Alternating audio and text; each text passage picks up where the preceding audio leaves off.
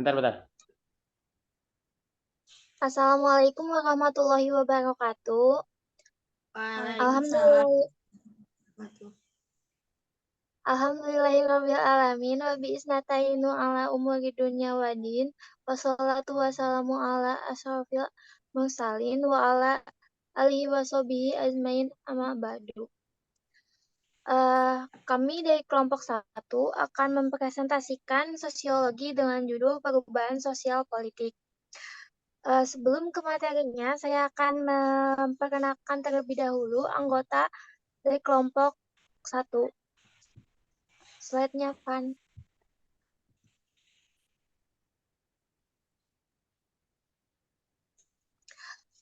Anggota kelompok 1 itu terdiri dari Irfan, Dewi, Sabrina, Anissa, dan Nadia. Oke, pertama-tama kita akan menjelaskan terlebih dahulu pengertian perubahan sosial politik. Yang akan dijelaskan langsung dengan saya. Perubahan sosial politik mengacu pada transformasi atau penggeseran dalam struktur, nilai, dan interaksi sosial dalam konteks politik di masyarakat. Ini bisa melibatkan perubahan dalam kebijakan, sistem pemerintahan, partisipasi politik, atau dinamika kekuasaan dalam suatu komunitas atau negara. Oke, selanjutnya contoh akan dibacakan oleh Dewi. Silakan, Dewi.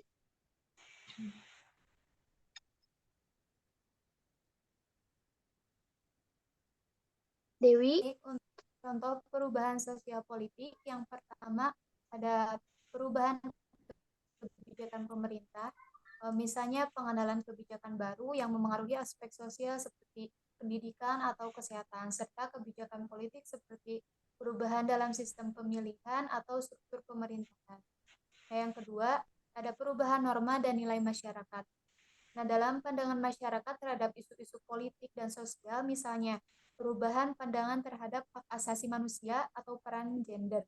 Nah, yang ketiga, perubahan struktur sosial.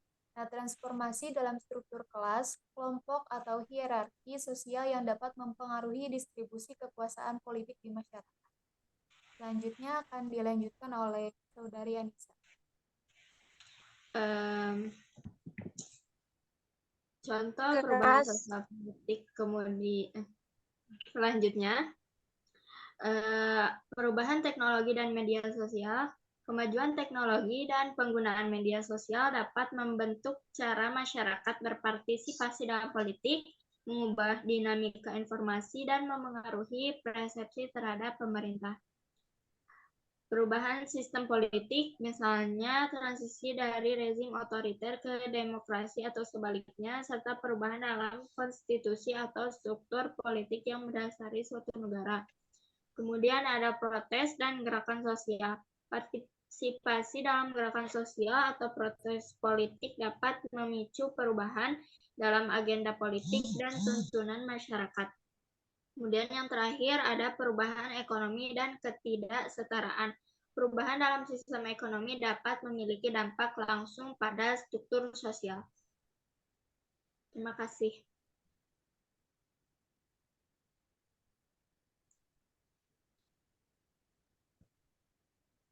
Maaf, nggak ada suaranya, Brin.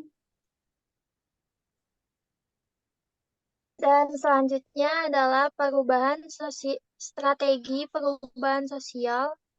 Dan selanjutnya adalah faktor yang mempengaruhi perubahan sosial politik yang akan dibacakan oleh Nadia. Baik, di sini ada faktor yang mempengaruhi perubahan sosial politik. Yang pertama ada faktor internal, yaitu faktor yang berasal dari dalam masyarakat yang mempengaruhi terjadinya perubahan sosial.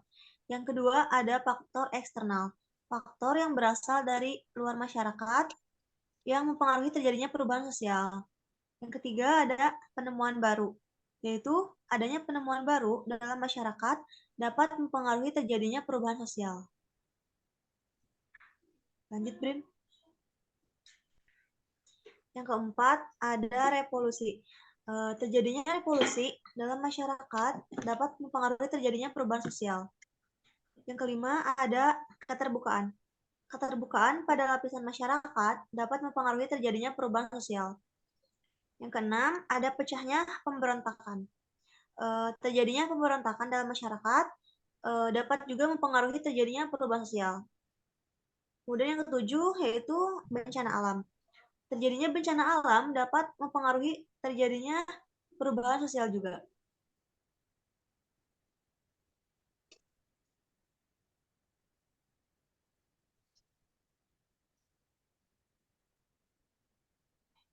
Selanjutnya adalah materi tentang dampak dari perubahan sosial politik yang akan dibacakan oleh Anissa. Silakan. Di sini ada beberapa dampak dari perubahan sosial politik. Yang pertama itu kebijakan pemerintah, selanjutnya kesadaran politik semakin tinggi, kemudian memberikan pengetahuan dan meningkatkan kesadaran masyarakat terhadap politik atau demokrasi, kemudian ada mempermudah layanan publik kepada masyarakat seperti pelayanan administrasi yang mudah dan fleksibel, kemudian meningkatkan hubungan diplomatik antar negara di dunia akibat adanya modernisasi. Yang terakhir, menimbulkan kebebasan terhadap demokrasi karena masyarakat bisa mendapatkan akses hingga menyampaikan kritik dengan terbuka.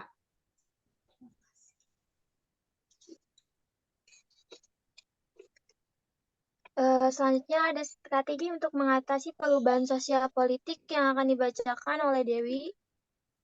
Silakan Dewi. Strategi untuk mengatasi perubahan sosial politik yang pertama itu dengan pendidikan, komunikasi, dan sosialisasi, di mana menyampaikan informasi yang akurat tentang program perubahan yang dilakukan dan pentingnya melakukannya kepada masyarakat. Yang kedua, adanya partisipasi politik masyarakat, di mana melibatkan masyarakat untuk berpartisipasi dalam proses perubahan politik dapat membantu masyarakat merasa lebih terlibat. Yang ketiga, organisasi masyarakat, itu mengatasi perubahan sosial melalui organisasi masyarakat yang dapat melakukan dengan kegiatan seperti pengambilan kebijakan organisasi dan pemberdayaan sosial. Lanjut, Brin.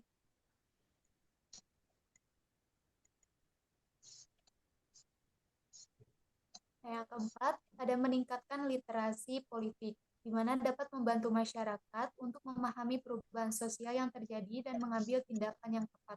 Yang kelima, meningkatkan transparansi dan akuntabilitas, supaya manusia memahami dan mempercayai proses politik yang terjadi. Yang terakhir, meningkatkan kerjasama antar lembaga, di mana dapat mengurangi konflik dan meningkatkan efektivitas dalam mengatasi perubahan sosial politik. Terima kasih. Dan yang terakhir adalah untuk kasus politik yang akan kasus yang berkaitan dengan perubahan politik yang akan disampaikan oleh Irfan. Silakan, Irfan. Baik, terima kasih.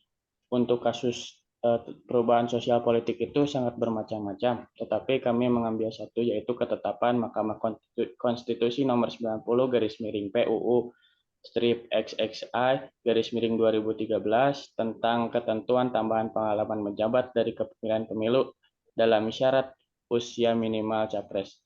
Kenapa kami memilih kasus tersebut? Karena kami menilai bahwasanya kasus tersebut dapat mengubah tatanan politik di Indonesia untuk kedepannya. Karena berdampak positif dan negatif, walaupun dampak positif dan negatif ini tergantung dari sudut pandangnya. Mungkin salah satu dampak positifnya yaitu di pemilu yang akan datang banyak pemuda yang akan mendominasi jadi capres ataupun pilkada dan lain-lain. Sedangkan dampak negatifnya mungkin ke depannya pemilu itu banyak yang mencoba-coba dan kurangnya berpengalaman. Setelah itu, saya akan memberikan tanggapan tentang perubahan sosial politik. Ini berdasarkan dari asumsi masyarakat, bahwasanya asumsi masyarakat tentang perubahan sosial politik itu ada yang berpikir optimisme, yaitu mungkin dia merasa senang dan optimis bahwasannya dengan perubahan politik ini bisa membuat negara itu lebih maju. Tapi ada juga pesimisme di mana orang-orang itu merasa tidak yakin dengan perubahan politik yang terjadi. Setelah itu ketidakpastian di antara kedua optimisme dan pesimisme, mungkin ada ketidakpastian antara masyarakat. Dia bingung antara senang atau tidak senang. Setelah itu, asumsi masyarakat yaitu partisipasi aktif, yaitu banyak masyarakat yang ikut serta dalam pemilu dan pilkada mungkin. Selanjutnya reaksi terhadap kekuasaan, yaitu ya di pemerintah mungkin nanti bakal banyak dikuasai oleh pemuda-pemuda yang akan meneruskan itu. Dan yang terakhir, adaptasi dan perlawanan. Dari perubahan tersebut pasti berdampak dari adanya perlawanan seperti demo. Mungkin sekian. Oke, terima kasih Evan. Kesimpulan umum tentang perubahan sosial politik adalah bahwa perubahan ini merupakan bagian alami dari perkembangan masyarakat yang terus berubah. Perubahan tersebut dapat dipengaruhi oleh faktor ekonomi, budaya, teknologi, dan kebijakan pemerintah. Dalam konteks ini, penting untuk memahami dampak perubahan tersebut terhadap tatanan sosial dan politik suatu negara, serta bagaimana masyarakat merespon dan beradaptasi terhadap dinamika tersebut. Terima kasih. Maaf bila ada kekurangan. Sekian dari kelompok kami. Wassalamualaikum warahmatullahi wabarakatuh. Waalaikumsalam. Waalaikumsalam.